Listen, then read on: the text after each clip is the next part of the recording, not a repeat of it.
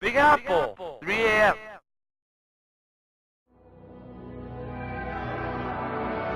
Anthem is an online multiplayer role-playing game developed by BioWare and published by EA. It released on February 22, 2019 for the PlayStation 4, Xbox One, and PC.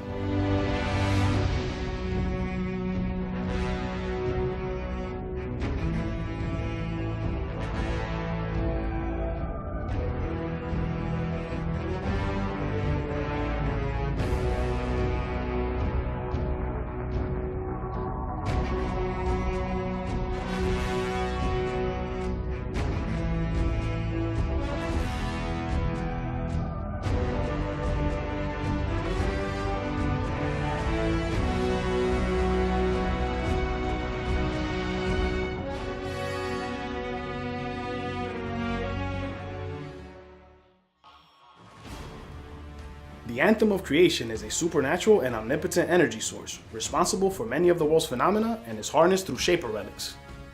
These relics are not always stable and can cause a variety of effects on the land, such as creating portals, altering the laws of physics, and mutating the environment as well as everything in it. Cataclysms are the most extreme events, caused by the most unstable of artifacts. Enter the Freelancer. You are an altruistic mercenary caught in the power struggle between Corvus, the nation of Bastion's diplomatic intelligence agency, and the Dominion, a faction seeking to weaponize the Anthem of Creation and impose their will on the world. Accompanying you is your trusty Cypher Owen, who wishes to become a freelancer himself. Cyphers are more in tune with the Anthem's energy and act as support for freelancers in the field. Halleck and Faye, another freelancer Cypher duo, tag along to help you in missions given to you by Corvus.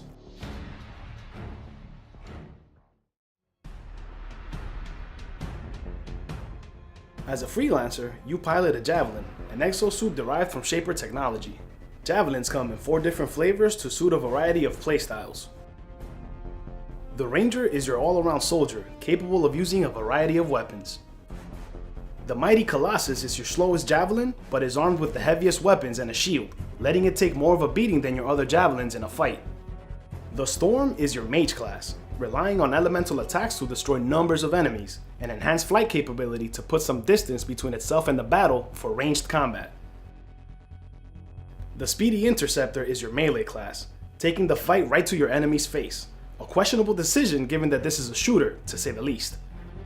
You're free to choose one Javelin at the start, and the rest are unlocked through level progression. Each Javelin has equipment and skill loadouts which they can customize in the Forge, plus an ultimate ability which is exclusive to each class. These ultimates are best saved for boss type enemies or large mobs to really turn the tide of battle in your favor. Attacking the enemy with certain skills can inflict status effects like burning, freezing, or acid, to name a few. Compounding these effects on an enemy racks up a combo for even greater damage. Flight is how you'll cover greater distances while moving from one objective to the next, provided your Javelin doesn't overheat. Even with the Storm Javelin, who is most capable of flying, I found the overheating to be too much of a nuisance when I just wanted to zoom around and enjoy the scenery or just get from point A to B. A most welcome quality of life change would have been to implement the overheating mechanic in combat only, as the infinite stamina bar outside of combat in Monster Hunter World.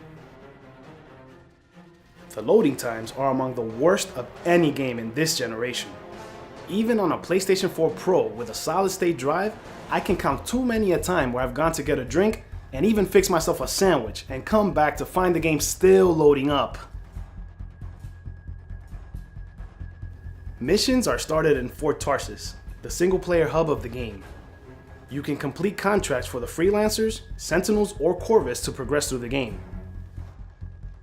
You can also free roam through Bastion to collect various collectibles and complete random world events. The Launch Bay is the multiplayer hub and allows you to join missions to help other players out. The drop-in, drop-out nature of multiplayer and looter shooters is alive and well in Anthem, but only if you're hosting. Trying to join a mission in the Launch Bay is a roll of the dice to see which bug you're going to get, be it spawning inside a wall, objectives that aren't on the map, or getting shot at by enemies in a blacked out screen. Online connectivity issues rear their ugly head here, as getting disconnected from the server, and you will get disconnected, will negate all your mission progress and experience gain. I didn't encounter these bugs while I was hosting, but making what is essentially half the game virtually unplayable is just inexcusable. As with any EA game these days, microtransactions are available in Anthem. It's a relief, however, that the microtransactions are purely cosmetic and aren't blind. You know exactly what you're buying.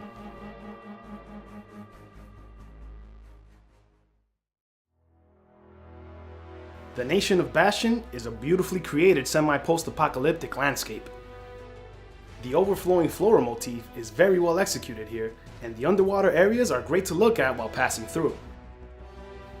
The character models are decent, but you can easily tell who's important to the story and who isn't just by looking at them. Aside from Owen, maybe even Halleck and Faye, everyone else just looks and sounds lifeless. For a game that's supposed to be balls deep in lore, I couldn't be bothered to learn more about the game's backstory by hearing these NPCs drone on about who did what so many years ago or whatever. The loading screens were my friends here because they were at least quiet. Walking through Fort Tarsis feels like a museum. Nice to look at, but almost nothing to interact with. For some odd reason, it's first-person view only in here, and it just feels weird. Your character moves much slower, and you have to navigate through here to start missions and contracts, making this aspect much more annoying than it needs to be. If you're a fan of Michael Bay movies, Anthem is the game for you. The explosions in this game are gratuitous and over the top, as if they were a nod to the movie director.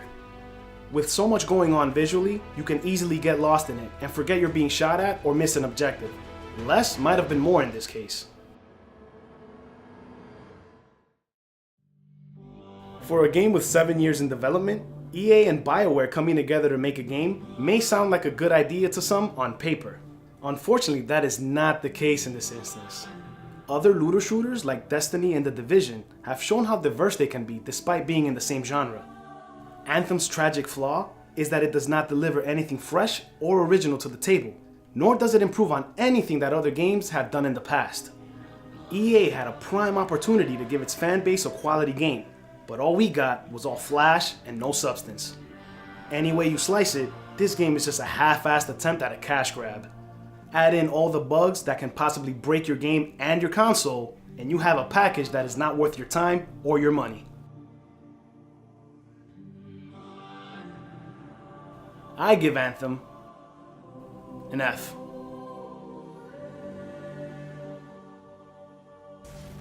From all of us here at Rotten Apple Gaming, thanks for watching. Give us a thumbs up if you liked our video. Subscribe and click on the notification bell to stay updated on our following videos.